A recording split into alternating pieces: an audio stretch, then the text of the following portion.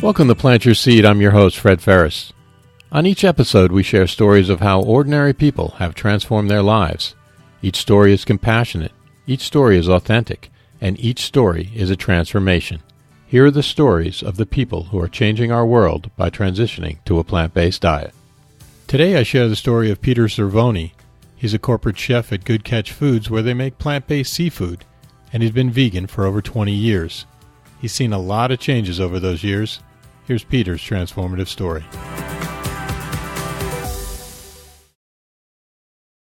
Okay, first of all, thank you so much for being here. I'm very excited to have you on Plant Your Seed. Oh, it's my pleasure, Fred. I'm looking forward to this. Now, you've been vegan for over 20 years, probably seen a lot of people start and stop a vegan lifestyle. What would you say to somebody just starting out? What do they need to do to kind of start the change? Okay, that is a great question. I would say, because we often forget this, one of the main tenets of veganism is ahimsa, which is a Hindu word for nonviolence. And that not only applies to the animals that some people call food, that also has to do with how we treat ourselves and others. So I would say right off the bat to be gentle with yourself. I just kind of had a conversation like this today, as a matter of fact, on Facebook. And the long and short of it was that, this other gentleman has been vegan for quite some time as well. And it almost seemed that it was a little bit of a lack of empathy for people who are either struggling to make a change or taking a little bit longer than maybe we'd all like. And I look at it this way. I feel extremely grateful that I was able to have this epiphany, first of all, and then second of all, transition rather painlessly into becoming vegan. But that's not the case for everybody. So I would say anyone who's out there who's considering it, first of all, I applaud you, because I think that is the first step in everyone's transformation, is making the connection. So whatever the reason is, and again, it's taken me some time to get to this place, but, a lot of vegans, when they started out, at least 20 some odd years ago, it was very militant. It was quite judgmental. In fact, I don't want to get too off topic, but I was telling this gentleman, I said, I wondered for the first 15 or so years, how come the vegan numbers aren't growing exponentially? What's the problem? And I thought well, maybe it's because a lot of us are not being having more empathy or being more gentle with others, realizing hey, not everyone can do this. Just because we did it doesn't mean that everybody can have this same, easy transition into veganism. So I think so whether it's, hey, you know what, I'm not healthy, I need to get control of my health, whether that's the reason people want to become vegan, or they're finally making the connection between the food choices and the degradation of the environment, whatever the case is, applaud yourself, because that is the beginning of the awakening. And then as far as transitioning, be gentle with yourself. Take it day by day, meal by meal, and progress along that way. But always, and it's difficult, Fred, but always be gentle with yourself. We're hardest on ourselves, and I think that's it's great when you can show this ahimsa towards all these living creatures, and you're stopping eating them, and it's gonna be life transforming. But at the end of the day, if you're not loving yourself and showing yourself that same compassion, you're going to run into issues anyway. So, right. Now, you mentioned an epiphany. How did you start? How did you become vegan? What was the epiphany that you had? It was actually two different moments that I can pinpoint, and it was as a chef working at a country club up here in Westchester, where I live, New York, right outside of Manhattan. And the first one was I was cleaning soft-shell crabs. So soft-shell crab season, I think it was around April. the soft shell crabs come in, they're still alive, and you have to clean them and prep them while they're still alive. So you're ripping out their eyeballs and tearing out their lungs, and the whole time they're trying to defend themselves. And I remember, Fred, like, I was just as they're defending themselves, it's kind of like a little tickle on your hand. I mean, you know, they've shed their only means of defense. Right. So it doesn't hurt, but it was this kind of tickling thing. But with every tickle, it was like I was getting the sensation running up and down my spine, like, this is wrong. I can't do this. Right. So I remember I got through maybe half a dozen, maybe a dozen, because it's the first time I had ever cleaned soft shell crab, so I was really focused on doing the job correctly for my chef. But then I went up to the chef, and, you know, I was his sous chef. Usually the orders flow the opposite direction, and I was like, Chef, can you clean these? Like, I'll do whatever else needs to get done today. I can't do it. And I remember he looked at me very strangely, and I said, I'll explain it, you know, after service. And then I told him, I said, it was just really weird. Like, these things were struggling for their life, and I was literally killing them.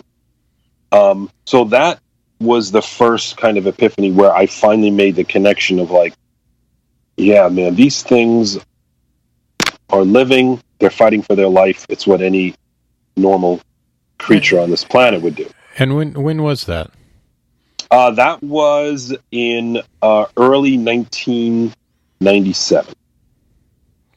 Wow. So, yeah. So, well, actually, it might have been late 96 because it didn't. And unfortunately, it took a while for those kind of lessons to sink in. Sure. The next one was and that was the final one. I was roasting off veal bones. It was one of my specialties was saucier, and you always need to have veal stock on hand for sauces and things of that nature. So it was like 400 or 500 pounds, I think, of veal bones that I had just prepped and gotten ready. You know, they come in frozen, so you got to chisel them apart, and you put them in roasting pans, and you're getting them, you know, ready to put in the oven. And I just remember I stopped for a second, and I saw all these roasting pans with all these bones. And then I remember asking the chef, this is the same chef who you know, saw me through that, the crab incident. And I said, Chef, how much does a calf weigh? And he's like, why do you need to know this information? And I said, I don't know. There's like 400 or 500 pounds of veal bones here. I'm trying to think of how many cows this is. Right. And that's when I was like, wait, I'm just one restaurant in one city, in one state. And then it's just like, you know, it's like taking I forgot what it is. I should write it down. It's one of my favorite movies too of all time, but from The Matrix. Oh, right. You know, I took the red pill, and it's like, I can't go back. So that was late 96, and then in March 15th, 1997, I decided that I no longer wanted to do this. And it was difficult because I was making very good money at the time, and I honestly didn't even know that there were vegan restaurants. So I was like, oh crap, okay, here I just spent a ton of money at the Culinary Institute of America, and I've only been working 3 years in the business, and I was starting to kind of make a name. Well, I wouldn't say make a name for myself, but I was certainly traveling in the right circles, working at the right restaurants, knowing the right chefs, really building my my repertoire. Mm-hmm. So I was on a good career path, and then all of a sudden I was like, all right, I got to do something different. And I didn't even really know where to begin. There weren't tons of cookbooks out on vegan food, and I didn't even know there were restaurants. But fortunately, a buddy of mine who I had worked with at the River Café, this awesome chef Jim Delfino, he had actually made me try tofu the first time while I was at the River Café. Yeah, it was pretty funny. Here we are at this 3-star restaurant, and he snuck tofu in, and I fried it off in my little fryer. It's the first time I had tofu. So I had told Jim, I said, hey, and he's been vegetarian most of his life. And I said, hey, Jim, I've become vegan. And he said, pick up the Zagat's Guide, find a vegan restaurant, and, my wife and I will take you out to dinner. So that's kind of when I was like, oh, okay, so there are vegan restaurants. And then I kept going to this one in particular, Angelica Kitchen, right, which I had really taken a shine to. And one day I walk in, and there was a sign that said kitchen help wanted. And I said, you know what? I'm gonna go for it. And they almost didn't hire me. Peter Burley, who's an amazing chef, not vegan, but he almost didn't hire me because he looked at my resume and he said, "We don't have classically trained chefs here. Like, why do you want to work here?" When I explained, I was like, "I'm vegan. I don't know what to do." Unfortunately, he took me on, and my career, I started my career back up again. What did that tofu taste like the first time you tried it? Where you're like, "Oh, this is fantastic," or you're like, "I don't think I'm going to be eating this." I remember kind of being nonplussed by the whole situation. We really didn't, he had just diced it up, and we threw it in the fryer and put salt on it, so it tasted like, any kind of fried thing. And then it was funny, that was in 1994. So 3 years later, when I become vegan, I remember buying tofu in a store and just slicing it into slabs and like putting barbecue sauce on it and putting it in the oven for a little bit and then putting it on a sandwich. And I was like, "Oh God, this is horrible." But I owe a lot to Peter Burley and to Angelica Kitchen because that's where I learned, fortunately, because I was a chef, I had a very short learning curve. So it was like, oh, I understand how tofu works now. Oh, I get what tempeh is all about. So I can, I know how to make seitan now. So I was able to, to work with it. But I mean, as most people know, tofu, it's like a sponge. I mean, it even looks like a sponge. So it's really how you prep it and how you prepare it, and it absorbs flavors. You can do different things texturally with it. So, but I remember my first thing being like, okay, that's all right, Right. Now, did you always want to be a chef? Like when you were little, where you're like, yeah, that's what I want to be? No, I mean, I always enjoyed cooking. Because you went to Fordham, right? Correct. I went to Fordham undergrad, and I graduated with a degree in political science, and then I went to St. John's Law, and was really not ready for it mentally. So after 6 months, I was put on academic probation, and I was like, and you had to write a letter to the student board and to the dean about why you should be given a chance to stay. And as I started writing the letter, I said, I don't want a second chance with this. This is not for me. But I had worked in restaurants ever since I was 15. It was a great job. It was good money. It was fun.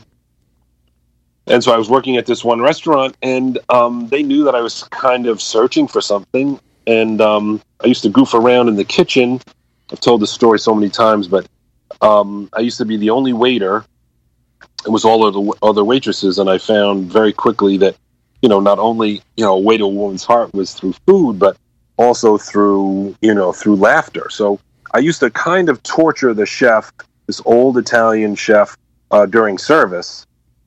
And it would get, laughs every night. But one night the chef just got so upset and he said, "I'm not making family meal for you anymore," for the whole staff. So that night the girls were like, "Well, hey, wise guy, you got to make us food now." So I started just going back there and goofing around. And one night the owner came down and he said, "Make me some. It looks good." And he said, "Why don't you did you ever think about culinary school?" And what were you making? I mean, like most people thrown into a kitchen and be like, I don't know, I'm going to cook up, I don't know, chicken or make toast or who knows what, you know what I mean? Or no, pasta. Well, I mean, I had worked at that restaurant for quite some years. I'm probably 25 at this point. So I had my first job in a restaurant was at 15. So, I had been around kitchens enough to know, and I was observant. So, and I was just making what the chef would make. Right. So I made pizzas. I made, whatever it was. It was an old school Italian restaurant called Albanese's in Scarsdale, which unfortunately is no longer there. But it was things like chicken parm and sausage and peppers and spaghetti and meatballs and that kind of stuff. So, yeah, but one of the things too, Fred, is that very early on I realized that one of the ways to express love is through food. And I remember when I was a little kid, my mom used to take me to this this cafe, and she would always get this tuna salad and a tomato or something. And I remember I couldn't have been more than 12 or 13. And it was a summer day, and my mom wanted something to, we were going to go out to lunch, and I said, let me make you lunch. And she was like, what? And I did the best I could to, like, make this tomato with tuna in it. Mm-hmm. And I brought it out to her, and the joy that was, coming from her, and she was so appreciative. And I realized, like, that was not only my way of expressing my love for my mom, but I got this, like, immediate feedback. Right. Right. And it felt great. So, yeah. So I guess it was always there. It just really needed, the right kind of confluence of events to happen for, to push me into it. I've noticed a lot of changes just in the 7 years that I've been vegan. Awesome. What are some of the changes that you've seen, and how hard was it? I can't even imagine, because I mean, like, back 7 years ago, it wasn't as easy as it is now, and I can't even imagine what it must have been like back over 20 years ago. Right. Well, congratulations, first of all, because that's awesome that you've been doing it for 7 years. I mean, it seems like nothing compared to you, though. No, but see, you know what, though? That's the whole thing. It's like, and this is it's just so interesting that we're having this conversation today after I had this conversation with an awesome guy on Facebook. It wasn't contentious at all. It was just that I saw this opportunity for me to express this kind of feeling, which ties into your question, which is, I think the thing that's changed the most, well, it's probably several factors, but one is that because there's been enough of us, and I guess it's somewhere between 1% and 2% over the last 20 years, we voted with our dollars. It certainly helped that people like John Mackey from Whole Foods is also vegan. So we had some key leaders in certain places that were able to start to make decisions on a corporate level. But then what ended up happening is that in the last 3 years, which has been mind-blowing, and even the last 6 months, things are happening exponentially. And that's because there's been this massive influx of managed capital and investment dollars that are coming into the space. Whereas before, you might have somebody who was like really well-meaning with a lot of money but didn't have any experience, and then tried to start a project, and then, didn't know how to operate a business, didn't know how to manage their money, and then the business ended up tanking. Mm-hmm. Or you had some people who were perhaps unscrupulous and just doing it for like, oh, this thing looks like it's going to be huge, and there's no integrity there, and the consumer figured that out quite quickly. So, and I think the main thing is that there's just been we offer a lot of convenience food. So it was difficult back when I started because there weren't as many convenience foods to do things very quickly. So it was mostly a whole foods diet, which, I've had this conversation too with several close friends who are, big prominent figures in the movement, especially on the health and the detox side, where, the diets were probably healthier, let's say, just because it was right. more whole foods focused. It wasn't as much processed food.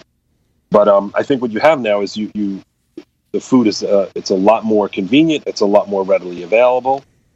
And it provides people with an easier, quicker, less disruptive transition, if you will.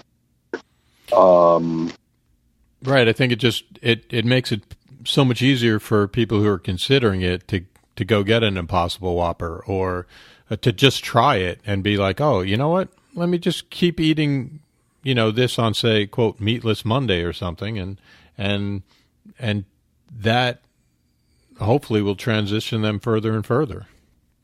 Right. And then, obviously Hollywood has helped in a big way. You have a lot of prominent actors and actresses and a lot of musicians that are becoming vegan. Like my niece, for instance, she's 20 some odd, 21 or 19, my middle niece is, and she's known me. I've been vegan her entire life. Right. And only when she started like, oh wait, Beyonce's vegan, then all of a sudden these questions start popping up. Like, hey, Uncle Peter, like, tell me about this. Oh, okay, because Beyonce says it. So I think that's had a lot to do with it. And I think the another factor has been the millennials. They are very, very concerned about the environment, and rightfully so, because God knows what we're going to have when they're my age. Right. I'm 53, so say a millennial's between 23 and 33 or whatever the case is. Like, what's the world going to be like in 20 years? So a lot of these people who are becoming vegan now are motivated not necessarily for animal ethics, not necessarily for health, but they're concerned about the environment. And that's what we're seeing now is like there's so many ways to enter this lifestyle. And they're all good. Even if it comes from, like I alluded to earlier, like even it's for vanity or for health or for losing weight or something like that. However we get people to transition, it's just going to be better for everybody. But it's certainly a lot easier now, to be able to, like you said, go and get go to a fast food place. McDonald's, well, not McDonald's yet. They're a little bit behind the curve. But Dunkin' Donuts, Carl's Jr., Burger King, Kentucky Fried Chicken, all these other places. So it's very convenient. And, there's a lot of purists out there who are like, oh, this is just, Burger King trying to cash in. Hey, listen, 20 years ago, if someone was like, oh, Burger King is offering something, we would have been overjoyed. Right. It's, I think that, and especially my position working now as a corporate chef in this business, it's, I see that it's not always they're just in it for the buck. I think they see that it's a trend, and it's just smart business. I don't think they're doing this to say. I think a lot of companies, and again, I could be completely wrong, but I think a lot of them are making these massive efforts towards switching to plant-based, not because they're like, we're going to continue to just make meat or produce whatever we're producing that has animal products, and we'll do this as well. I think they're looking at like, this is the future, and if we're not on board, then we're going to be behind. So that's I think that it's a very exciting time, Fred. It's really exciting. Right now, I guess further on to that is Good Catch Foods, where you're I guess working as a corporate chef. Yes. So let's start talking about that. What is that? I mean, I've had the tuna; it's fantastic. I'm glad. Where did you try it? I got it at Whole Foods and Excellent. Brought it home and made it up. And I was, as a person who used to eat tuna a lot, I used to have a lot of tuna melts. I was very happy with it. But I haven't tried the sliders or the crab cakes yet. Oh, I'm glad to hear that. Yeah, those are not ready yet. We usually do them at the food shows. In fact, we have Expo East coming up in Baltimore next week, September 12th through the 14th, and that's where we do our sliders, we do our Thai cakes and our crab cakes. But that we should be launching hopefully towards the end of the year, if not first quarter 2020, and that's also very exciting.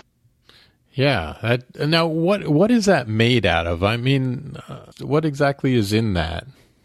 Okay, so the base protein which you had in the pouch tuna, it's a 6 legume blend. So we have soy, chickpea, lentil, fava, navy, and lentil, and it's a protein, soy protein, pea protein, which a lot of the companies are using now.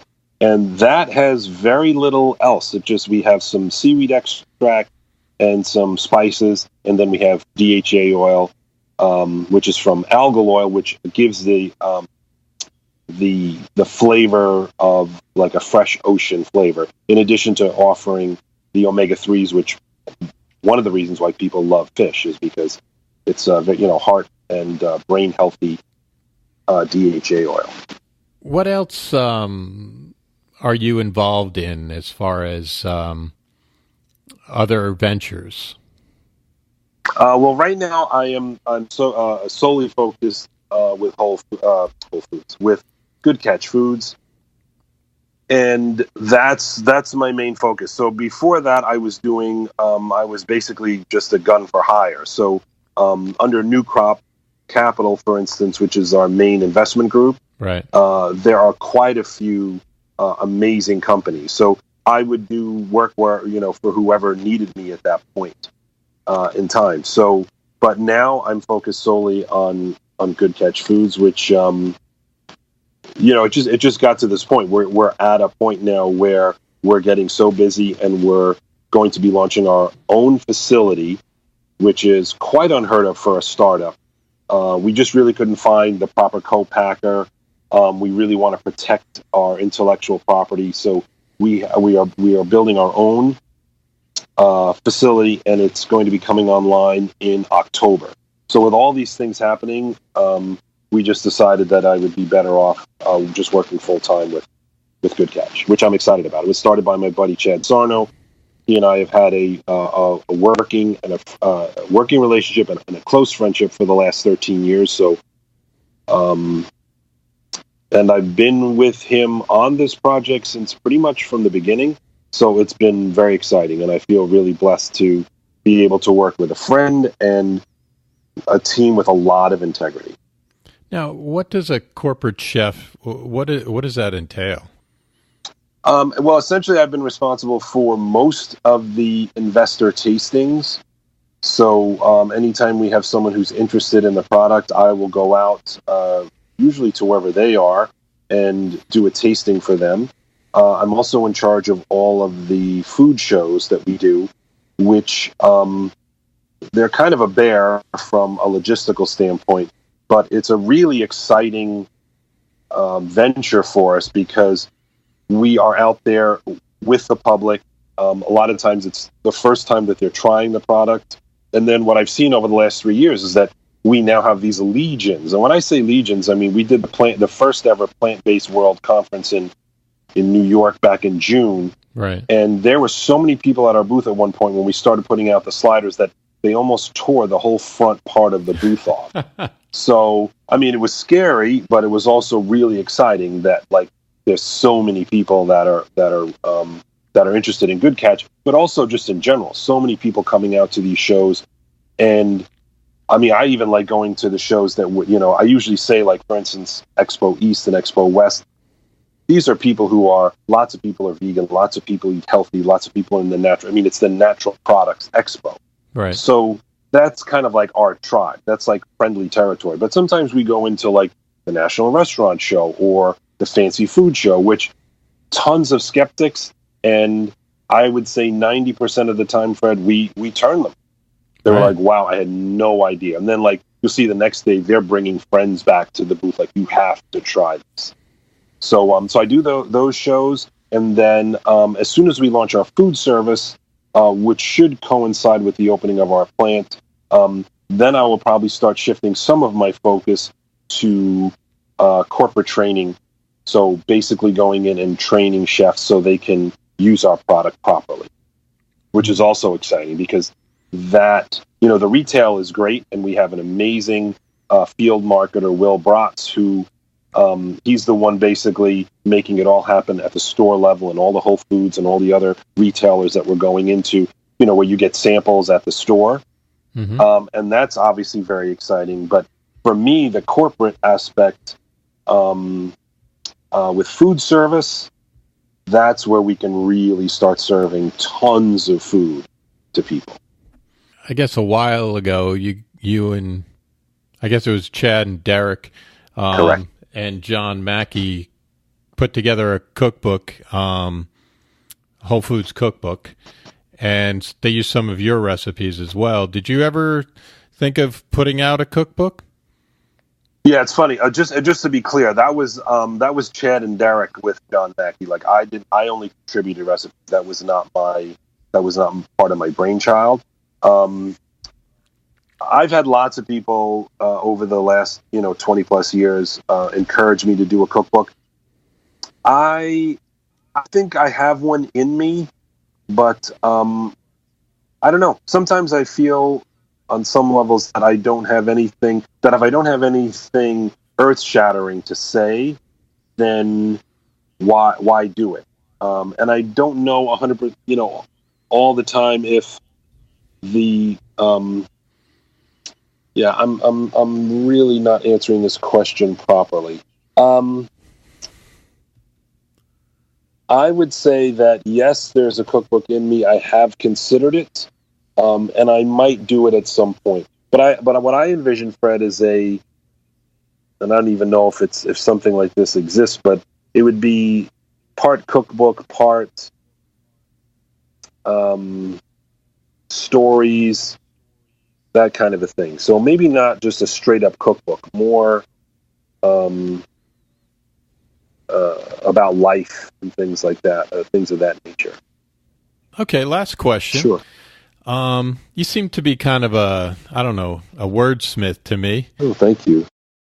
If you could use one word to describe how you felt before you were vegan, and one word to describe how you feel now that you are vegan, what would those two words be? Or are they one word? That is a good question. I'm going to say, and I'm not really going to be using my 75-cent words. I'm going to say before, the one word would be disconnected, and the one word after becoming vegan is connected. I feel now that I'm more connected to the flow of life, whereas before I didn't feel that way. I mean, I'm sure I could come up with a much better answer and some much more flowery language, but just in the moment, that's going to be my answer. No, that's great. Now, can you just remind our listeners where they can reach out to you on social media? Yes, I am on Instagram and on Facebook. Pete Cervoni is my Instagram, at Pete Cervoni. And I do a little bit of everything on my page, so I will post recipes, but I'll also post some things that I'm feeling in the moment, and I do share a lot of my personal experiences with family and friends and things of that nature, but always looking for, again, to connect to other people, and I find a lot of inspiration from other people, and I love it when people, when I can do the same to inspire them. Thank you so much for being on Plant Your Seed, and I'm sure that your story is extremely inspiring to me as, being someone it's over 20 years being vegan, being 56 myself. I know what it was like back then, and I feel that it was a tough time. I know it seemed like a tough time even for vegetarians back then. So thank you again. Right. Well, I appreciate it, Fred. It was a lot of fun. I'm glad we finally got to make this happen. And the other thing too is so just as you're looking at what I've done over the last 20 years, when I first became vegan, I was looking at people who had done it 20 years before me, and that was even more difficult. I think back then, just in terms of, there was absolutely nothing. At least I had a Boca burger and tempeh that you could buy already marinated and things like that in the store. So, but again, it's not necessarily where you start; it's how you finish, and we're all on the same path. And if my story helps to inspire, that's awesome, because I think that's what we're all here for: is to help each other and to inspire each other and to hold each other accountable, and without sounding corny, but to hold each other up to the light. And I think that that's where this whole movement is headed now. It's moving towards more light, towards more understanding, towards more inclusiveness. And we need to. We're a little bit behind. Like I said in a post not too long ago, I think we've been hitting the snooze button for too long in terms of the environment and how we're treating other people, and it's all connected. And a lot of it has to do with the choices that you make at the dinner table.